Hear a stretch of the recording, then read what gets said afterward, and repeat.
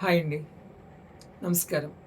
నా పేరు డాక్టర్ జీవి ప్రియాకాంత్, senior consultant physiotherapist. నాకు 13 సంవత్సరాల పాటు ఫిజియోథెరపీలో అనుభవం ఉంది. నా clinic name lovely physiotherapy care. చాలామందికి ఫిజియోథెరపీ అంటే ఏంటో అవగాహన లేదు. అసలు ఫిజియోథెరపీ అంటే ఏంటి? ఫిజియోథెరపీ అనేది ఇదొక మెడికల్ ప్రొఫెషన్. ప్రత్యేకమైన కండిషన్స్‌తో ఉన్న వాళ్ళకి కొన్ని రకాల ఎక్సర్సైజెస్ ద్వారా మరియు కొన్ని రకాల ఎలక్ట్రికల్ డివైజెస్ అంటే ఎలక్ట్రోథెరపీ ట్రీట్మెంట్ ద్వారా ఒక సమస్యని గుర్తించి అతని అనారోగ్య సమస్యని అర్థం చేసుకొని అంటే మనం క్లినికల్ ఎగ్జామినేషన్ చేస్తాం. ఎగ్జామినేషన్ చేసిన తర్వాత అతనికి ఏ సమస్య ఉందో మనం రూల్ అవుట్ చేస్తాం. రూల్ అవుట్ చేయడానికి మనం చాలా పద్ధతులు ఉంటాయి.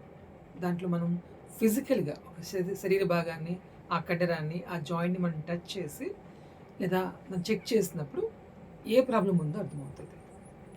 ఇంకొంచెం ఎగ్జామినేషన్ క్లారిటీ కోసం మనం ఎక్స్‌రే కానీ, ఎంఆర్ఐ కానీ డయాగ్నోస్టిక్స్ పర్పస్‌లో ఏదైతే ఉందో దాన్ని కూడా మనం చెక్ చేస్తాం. కండిషన్స్‌ని మనం ఐడెంటిఫై చేసిన తరువాత అది ఎలక్ట్రోథెరపీలో తగ్గుతుందా? ఎక్సర్సైజ్ థెరపీలో తగ్గుతుందా? అనేది మనం డిజైన్ చేస్తాం. ఇవన్నీ ప్రోగ్రామ్ చేయడానికి ఫిజియోథెరపీ అని అర్థం చేసుకోవచ్చు. సింపుల్‌గా చెప్పాలి అంటే ఫిజియోథెరపీ అనేది మందులు లేకుండా శస్త్రచికిత్స జరగకుండా కేవలం ఎక్సర్సైజెస్ ద్వారా లేదా ఎలక్ట్రోథెరపీ వైద్యం ద్వారా అతనికున్న సమస్యని పరిష్కరించడం. అతనికున్న సమస్యని పరిష్కరించి సాధారణ స్థితికి తీసుకురావటం. ఇది ఫిజియోథెరపీని సూక్ష్మంగా చెప్పుకోవాలంటే. ఈ ఫిజియోథెరపీ డిపార్ట్మెంట్‌లో అన్ని రకాల కండిషన్స్ మనం హ్యాండిల్ చేయాలి. కొన్ని రకాల కండిషన్సే ఉంటాయి. ఉదాహరణకి orthopedic department, neurology department, cardiology department, sports department. ఈ డిపార్ట్మెంట్స్‌లో కొన్ని రకాల కండిషన్స్‌కి ఫిజియోథెరపీ వైద్యం చక్కగా సూట్ అవుతది. ఆర్థోపెడిక్ డిపార్ట్మెంట్ గమనిస్తే మనకి మోకాళ్ళు అరిగిపోవటం, నడుము నొప్పి రావటం, మెడ నొప్పి రావటం లేదా భుజాల నొప్పులు, కండరాల నొప్పులు. జాయింట్ రిలేటెడ్ కండిషన్స్ కానీ, పెయిన్ రిలేటెడ్ కండిషన్ కానీ, మజిల్ రిలేటెడ్ కండిషన్స్‌లో కానీ ఫిజియోథెరపీ వైద్యం చాలా చక్కగా పనిచేస్తది. అక్కడ ఏ మందులు అవసరం లేదు. కేవలం కొన్ని రకాల మిషన్లు యూజ్ చేయడం, ప్రత్యేకమైన డిజైన్ ఎక్సర్సైజ్‌ని వయసుల వారీగా అర్థం చేసుకుంటూ, శరీర తత్వాన్ని అర్థం చేసుకుంటూ, వాళ్ళ భాగాలకి ఏ ఎక్సర్సైజ్ ఇస్తే ఆ భాగం తిరిగి మళ్ళీ సాధారణ స్థితికి వస్తుందో అర్థం చేసుకొని ఆర్థోపెడిక్ డిపార్ట్మెంట్‌లో ఉన్న కండిషన్స్‌కి ఫిజియోథెరపీ వైద్యం చేయడం జరుగుతుంది. అలా చేస్తే వాళ్ళ నొప్పులు కంట్రోల్ అవుతాయి. వాళ్ళు మళ్ళీ తిరిగి సాధారణ స్థితికి వస్తారు. లైక్‌వైజ్ మళ్ళీ మనం ఆలోచిద్దాం న్యూరాలజీ డిపార్ట్మెంట్. న్యూరాలజీ డిపార్ట్మెంట్ చాలా స్పెసిఫిక్ కేసెసే ఉంటాయి. అన్ని కేసెస్ మనం హ్యాండిల్ చేయాలి. ముఖ్యంగా పారలైజ్డ్ కండిషన్స్ ఉంటాయి. పక్షవాతం వచ్చిన తర్వాత వాళ్ళకి ఫిజియోథెరపీ ట్రీట్మెంట్ మ్యాండేటరీ. ఆ ట్రీట్మెంట్ చేయడం వల్ల రిజల్ట్ అనేది చాలా బాగుంటుంది. తిరిగి మళ్ళీ నడవగలిగే స్థితిలోకి తీసుకురాగలుగుతాం. అక్కడ మనం ఉపయోగిస్తాం ఎలక్ట్రోథెరపీ డివైజెస్‌ని ఉపయోగిస్తాం. Standard techniques of exercise therapies ఉంటాయి. వీటిని యూజ్ చేసుకుంటూ అతన్ని స్టెబిలైజ్ చేసి నడిపించే స్థాయికి తీసుకువెళ్తాం. తిరిగి తన పనులు తాను చేసుకునే స్థితిలోకి ఫిజియోథెరపీ వైద్యం చాలా చక్కగా చేయగలుగుతుంది.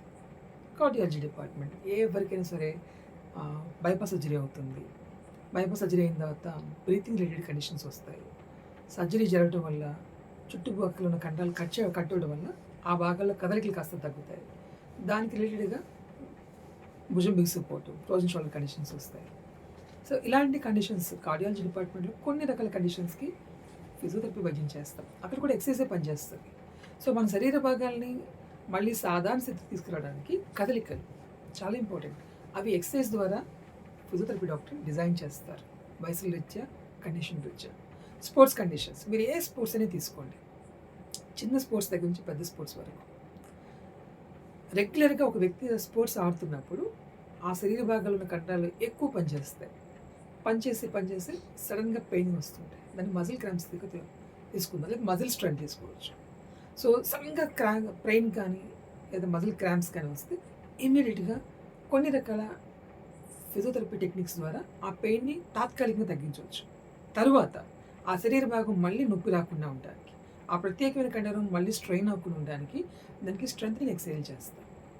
అలాగా స్పోర్ట్స్ కండిషన్‌లో ఎలాంటి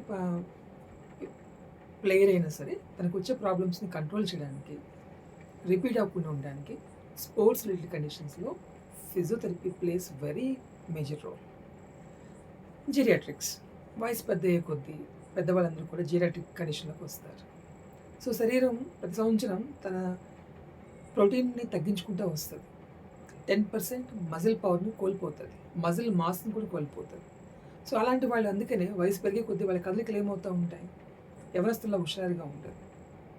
వయసు గడిచే కొద్దీ కదలికలు డ్రాప్ అవుతూ ఉంటాయి. అలాంటి డ్రాప్ అవుతున్న వాళ్ళ స్థితిని గుర్తించగలిగితే, వాళ్ళకి వాళ్ళ వయసుని బట్టి, వాళ్ళకున్న కండను బట్టి, వాళ్ళకున్న పవర్‌ని బట్టి మనం ఏం చేయొచ్చు? ఎక్సర్‌సైజ్‌లు డిజైన్ చేయొచ్చు. తద్వారా ఏం చేయొచ్చు? వాళ్ళకి ఏం డెవలప్ అవుతుంది మనకి? సో, మజిల్ స్ట్రెంత్ అయితే ఎప్పుడైతే పెరుగుతుందో వాళ్ళ పనులు వాళ్ళు చేసుకోగలుగుతారు. సో, వాళ్ళు తినటం, కూర్చోవటం, నడవటం, మెట్లెక్కడం, వాళ్ళ సాధారణ డైలీ యాక్టివిటీస్ ఏవైతే ఉన్నాయో వాటిలన్నిటిని డెవలప్ చేయగలిగేది ఫిజియోథెరపీ ఎక్సర్సైజెస్. సో, మీరు కార్డియాలజీ తీసుకున్నా, స్పోర్ట్స్ తీసుకున్నా, న్యూరాలజీ తీసుకున్నా, ఆర్థోపెడిక్ తీసుకున్నా, స్పెసిఫిక్ కండిషన్స్, ప్రత్యేకమైన కండిషన్స్‌లో ఫిజియోథెరపీ వైద్యం చాలా ఎఫెక్టివ్‌గా పనిచేస్తుంది.